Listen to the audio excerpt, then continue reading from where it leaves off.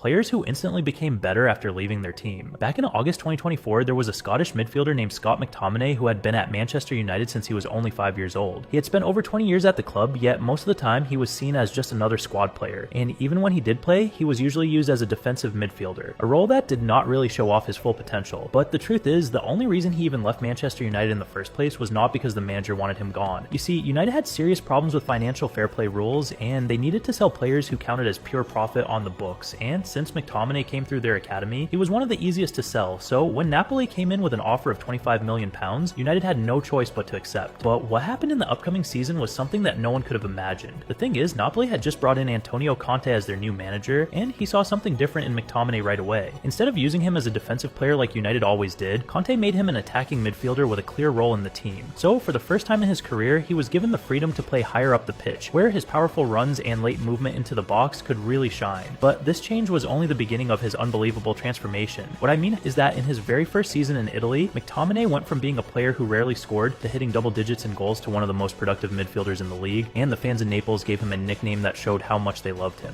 They called him McFradham, which means my brother in their local dialect, and soon there were murals and even tattoos of him across the city. But his most legendary moment was still to come. As it turns out, in May 2025, Napoli were fighting for the league title when McTominay scored a stunning bicycle kick goal that helped them win the championship, a moment that instantly turned him into a club legend. By the end of that same season, he had won the award for best player in all of the Italian league and was even nominated for the Ballon d'Or, something no Scottish player had achieved in decades. And I post football stories like this one every single day. Follow if you want the algorithm to show them to you.